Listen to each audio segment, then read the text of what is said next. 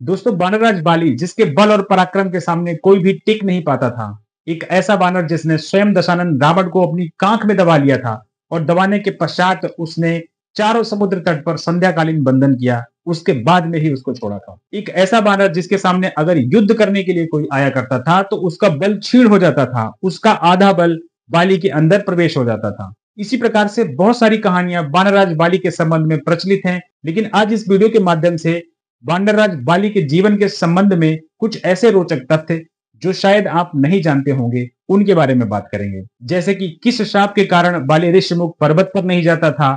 दूसरा, बाली और सुग्रीव दोनों भाइयों के बीच में दरार किस कारण की वजह से हुई। तीसरा ये कि वानरराज बाली के पास ऐसी कौन सी विजय स्वर्णिम माला थी जिसकी वजह से सामने वाले का आधा बल बाली के अंदर आ जाता था। तो इन्हीं सारे प्रश्नों का उत्तर आज इस वीडियो के माध्यम से हम लोग जानेंगे। तो वीडियो शुरू करने से पहले आप लोगों से निवेदन कि अगर आपने अभी तक हमारे चैनल को सब्सक्राइब नहीं किया है तो प्लीज हमारे चैनल को सब्सक्राइब करें, साथ में वीडियो में एंड तक बने रहें। बाली के पूरे जीवन के संबंध में इस वीडियो के एंड तक आपको सारी जानकारी मिल जाएगी। तो चलिए बिना विलंब के वीडियो को शुरू करते हैं। बाली और सुग्रीव के पिता का नाम था ऋक्षराज, जो कि किष्किंधापुरी में राज्य किया करते थे। अब चूंकि बाली बड़ा था, इस वजह से ऋक्षराज का स्पेशल स्नेह अपने ज्येष्ठ पुत्र के साथ ही रहा करता था, जिसकी वजह से ऋक्षराज ने बाली का किष्किंधापुरी के राज्य सिंहासन पर राज्याभिषेक किया। अब चूंकि सुग्रीव छोटे थे, वह भी अपने बड़े भाई से बड़ा स्नेह किया करते थे, धर्म पूर्वक उनकी सेवा किया करते थे। उन्हीं दिनों मायावी नाम का एक दानव था जिसके पिता का नाम था मैं, और उसका एक छोटा भाई था जिसका नाम था दुंदुभी। ये मायावी नामक दानव किष्किंधापुरी पहुंचकर इसने बाली को युद्ध के लिए ललकारा। इसके युद्ध की ललकार को सुनकर बाली अपने महल से बाहर आया और मायावी और बाली के बीच में द्वंद्व युद्ध शुरू हो गया। इस द्वंद्व युद्ध में बाली के द्वारा मायावी को बहुत ज्यादा मारा गया। इस मार के कारण मायावी जो था वो मृत हो गया और उसके कान से रक्त की धाराएं बहने लगी। अब इधर बाली का क्रोध शांत ही नहीं हो रहा था। मृत होने के बाद में भी बाली ने उसके मृत शरीर को उठाया और हवा में उठाकर उसको बड़ी तेजी से फेंक दिया। उड़ता उड़ता मायावी का वह मृत शरीर ऋषिमुख पर्वत पर उस स्थान पर जाके गिरा जहां पे महर्षि मतंग का आश्रम था। जब महर्षि मतंग इस प्रकार का कुकृत्य देखते हैं, तब वो बाहर निकल के जब देखते हैं कि इतना विशाल काय कोई दानव मृत अवस्था में पड़ा है, उसके पश्चात वह अपने दैव योग से सारी चीजें जान लेते हैं और ये जानने के बाद में वह बाली को श्राप देते हैं, तेरी वजह से हमारे आश्रम की पवित्रता भंग हुई है, अतः आज के बाद अगर तू या तेरा कोई सहयोगी इस ऋषिमुख पर्वत पर आएगा तो वो तुरंत ही मर जाएगा। तो बाली को ये श्राप महर्षि मतंग के द्वारा दिया गया था। अब आगे बात करते हैं कि बाली और सुग्रीव दोनों भाइयों के बीच में दरार का क्या कारण था। तो इस दरार का कारण भी मायावी का छोटा भाई दुंदुभी नामक दानव था। अब दुंदुभी नामक दानव एक ऐसा दानव था जिसके पास 1000 हाथियों का बल था और उसका शरीर भैंसे के समान था। श्री वाल्मीकि रामायण में उसकी ऊंचाई के बारे में बताया गया है कि उसकी ऊंचाई कैलाश पर्वत के समान थी। वह अपने बल में इतना चूर हो गया था, उसको इतना घमंड हो गया था कि उसके जैसा पराक्रमी इस पूरी पृथ्वी मंडल पर कोई नहीं है।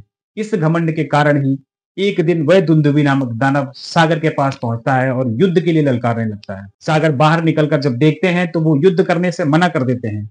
जब सागर युद्ध करने के लिए मना कर देते हैं, तब दुंदुभी सागर से कहता है कि मुझे कोई ऐसा पराक्रमी आदमी बताओ जो मेरे साथ दो दो हाथ कर सके, युद्ध कर सके। तब सागर कहते हैं कि तुम हिमालय के पास जाओ और हिमालय से युद्ध करो, क्योंकि तुम्हारे बल और पराक्रम का सामना केवल वही कर सकते हैं। इतनी बात सुनकर वह दुंदुभी नामक दानव, जो कि बल में इतना मदमस्त था, भागता भागता हिमालय के पास पहुंचता है और जाकर युद्ध के लिए ललकारने लगता है।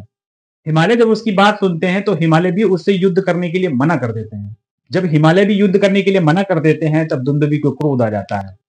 वह हिमालय से कहता है, या तो मेरे साथ युद्ध करो या मुझे ऐसा कोई पराक्रमी आदमी बताओ जो कि मेरे साथ युद्ध कर सके।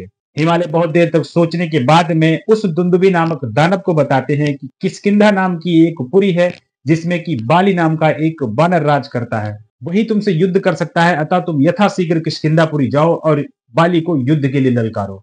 अब चूंकि बाली बहुत ही पराक्रमी, बहुत ही बलशाली था, क्योंकि बाली जो था स्वयं देवराज इंद्र के अंश के रूप में प्रकट हुआ था और उसको अपने पिता देवराज इंद्र के द्वारा ही वह स्वर्णिम विजयमाला दी गई थी, जिसके प्रभाव से अगर उसके सामने कोई युद्ध करने के लिए आता था तो उसका आधा बल बाली के अंदर ट्रांसफर हो जाता था और उसका बल क्षीण हो जाता था। हिमालय से ऐसी बात सुनकर यथाशीघ्र दुंदुभी जो था वो किष्किंधापुरी पहुंच जाता है और वहां जाकर उसने बाली को युद्ध के लिए ललकारना प्रारंभ कर दिया।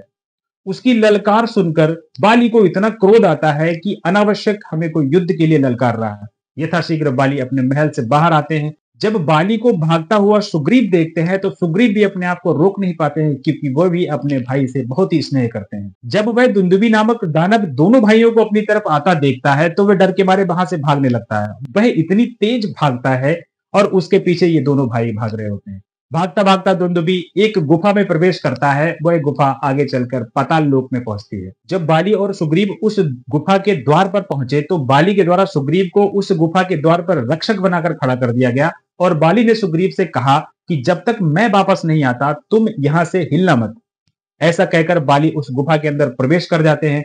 उस गुफा के द्वार पर सुग्रीव ने 1 वर्ष तक खड़े रहकर बाली की प्रतीक्षा की, लेकिन सुग्रीव को जो अंदर से किसी प्रकार की कोई हलचल नहीं सुनाई दी, अपने भाई की आवाज नहीं सुनाई दी, सिर्फ अंदर से दानवों के चिल्लाने की आवाज सुनाई दे रही थी। तब जाकर सुग्रीव को संदेह हुआ कि ऐसा तो नहीं कि हमारे भाई को उस दानव ने मार दिया हो। 1 वर्ष बीत जाने के बाद में एक दिन सुग्रीव देखते हैं कि उस गुफा के अंदर से द्वार तक एक रक्त की धारा आ रही है। ये देखकर सुग्रीव को बड़ी चिंता होती है। सुग्रीव मन ही मन ये मान लेते हैं कि ऐसा तो नहीं कि उस दानव के द्वारा मेरे भाई का वध कर दिया हो। इसी प्रकार मन में विचार कर कर सुग्रीव उसी समय एक बड़ी सी शिला उठाकर उस गुफा के द्वार को बंद करके वापस पुनः किष्किंधा आ जाते हैं। जब सुग्रीव अकेले किष्किंधा पहुंचते हैं तो मंत्री आदि के द्वारा पूछे जाने पर सुग्रीव उनको कोई बात साफ साफ बता नहीं पाते हैं, क्योंकि उनके सामने प्रत्यक्ष रूप से कुछ भी नहीं हुआ। इस प्रकार मंत्री अपने आप ही मन में विचार करके बाली को मृत घोषित करके और सुग्रीव का किष्किंधापुरी पर राज्याभिषेक करा देते हैं। कुछ समय बीत जाने के बाद में बाली जब किष्किंधा पहुंचता है तो किष्किंधा में वह देखता है कि मेरे राज सिंहासन पर सुग्रीव बैठा हुआ है। ये देखकर बाली को बड़ा क्रोध आता है और उसको ऐसा लगता है कि शायद मेरे भाई ने मुझे धोखा दिया है। सुग्रीव हर प्रकार से बाली को समझाने का प्रयास करते हैं, लेकिन बाली उसकी बात नहीं सुनता है और बाली यही कहता है कि तुम मुझे राज सिंहासन की खातिर तूने मुझे मारने का प्रयास किया है। और इसी क्रोध में बाली और सुग्रीव के बीच में युद्ध होता है और बाली सुग्रीव को उठाकर राज्य के बाहर फेंक देता है और साथ साथ सुग्रीव की पत्नी को भी अपनी दासी बना लेता है। सुग्रीव डर के मारे ऋषिमुख पर्वत पर जाकर रहने लगता है, क्योंकि सुग्रीव को यह जानकारी रहती है कि बाली कभी भी ऋषिमुख पर्वत पर नहीं आएगा। इससे आगे हम आप सब जानते हैं कि बाली को भगवान श्री राम के द्वारा मारा गया और बाली के पुत्र का नाम था अंगद, जिसने सुग्रीव और हनुमान जी के साथ मिलकर भगवान श्री राम की बड़ी सहायता की थी। तो ये था आज का एक छोटा सा वीडियो। उम्मीद करता हूं आप लोगों को पसंद आया होगा। अगर वीडियो अच्छा लगा हो तो प्लीज वीडियो को लाइक करें, चैनल को सब्सक्राइब करें। वीडियो देखने के लिए बहुत बहुत धन्यवाद। जय श्री राम।